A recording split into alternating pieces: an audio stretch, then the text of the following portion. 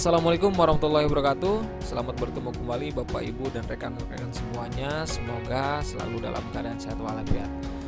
Baik, pada video kali ini saya akan berbagi informasi mengenai mekanisme seleksi P3K untuk tahun 2022. Namun sebelum itu, Bapak Ibu dan rekan-rekan semuanya, untuk mendukung channel ini jangan lupa klik tombol like, kemudian komen, dan juga subscribe. Bapak Ibu dan rekan-rekan semuanya, pada mekanisme seleksi P3K tahun 2022 ada 3 jenis mekanisme seleksi yang akan dilakukan untuk guru ASN P3K di tahun 2022 ini. Nah, yang pertama, mekanisme seleksi guru ASN P3K ini tentunya berdasarkan formasi yang tersedia di daerah masing-masing ya, di kabupaten, kota, atau provinsi. Nah, dari formasi itu maka akan diadakannya mekanisme seleksi atau seleksi guru ASN P3K untuk tahun 2022. Nah, yang pertama, ketika ada formasi yang tersedia, maka ada 3 jenis seleksi yang akan dilakukan oleh pemerintah daerah. Yang pertama yaitu penempatan lulus passing grade, penempatan individu yang telah lulus nilai ambang batas pada seleksi tahun 2021 di tempat tugas masing-masing atau di satuan pendidikan yang membutuhkan. Nah, pelamarnya siapa saja untuk yang penempatan ini? Nah, untuk yang penempatan ini disebutnya adalah P1 ya, atau prioritas 1. Pelamarnya yaitu adalah guru lulus passing grade pada seleksi ASN P3K guru tahun 2021.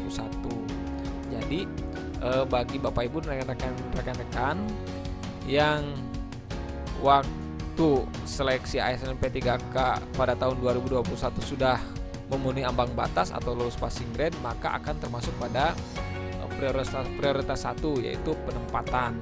Nah, siapa saja? Yang pertama adalah tenaga honorer K2. Kemudian ada honorer negeri, kemudian ada PPG yang sudah lulus PPG, dan juga guru swasta. Nah, ini keempat yang ikut seleksi ini ya, tenaga honorer K2, honorer negeri, kemudian yang sudah lulus PPG, guru swasta, ini yang sudah lulus ambang batas atau lulus passing grade pada tahap seleksi ASN P3K tahun 2021. Nah, yang lulus seleksi atau lulus passing grade 2021 untuk pelamar yang 4 ini tinggal menunggu penempatan saja gitu ya. Itu kita sebutnya dengan P1. Kemudian jika memang formasi yang setelah penempatan ini ya, kalau yang saya cermati berdasarkan formasi tersedia, nah setelah diserap oleh yang lulus passing grade, ternyata masih ada formasi yang masih tersisa, maka akan dilakukan seleksi yang kedua. Artinya ada yang mekanisme seleksi guru ASN P3K yang P2 dan P3, yang prioritas 2 dan prioritas 3. Siapa saja dan bagaimana mekanismenya?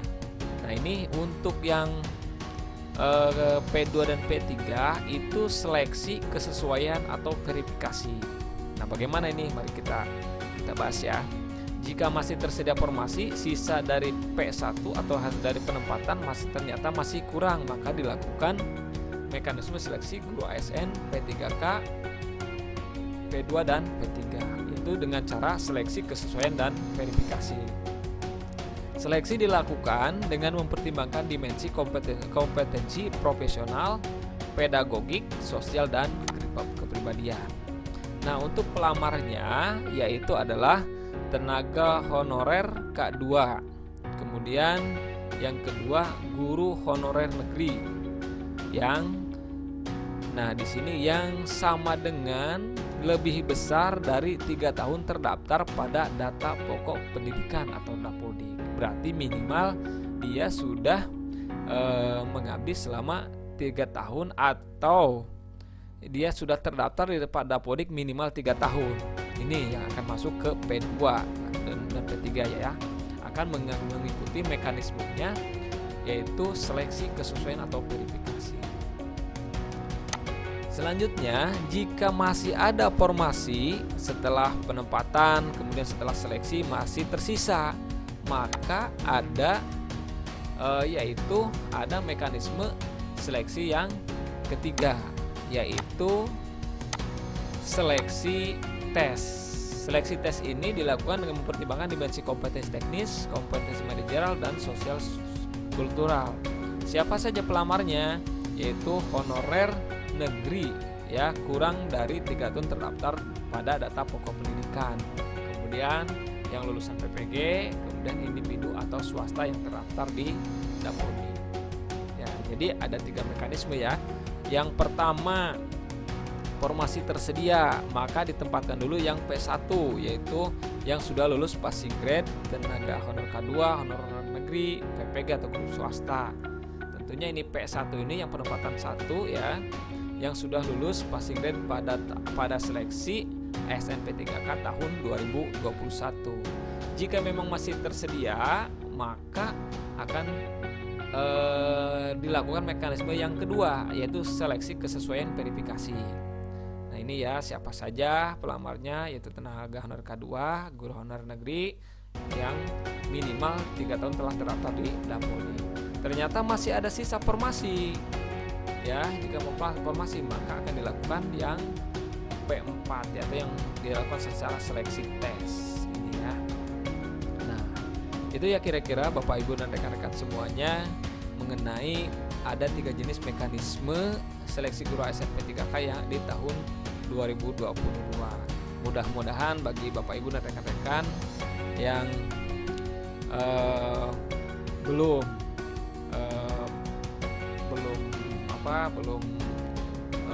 berstatus ASN, mudah-mudahan dipermudah dan bisa lulus dalam seleksi ASN P3K tahun 2022. Baik, tidak lupa untuk mendukung channel ini, Bapak Ibu like, komen, dan juga subscribe. Semoga informasi ini dapat membantu Bapak Ibu, dan kurang dan lebihnya saya mohon maaf. Wassalamualaikum warahmatullahi wabarakatuh.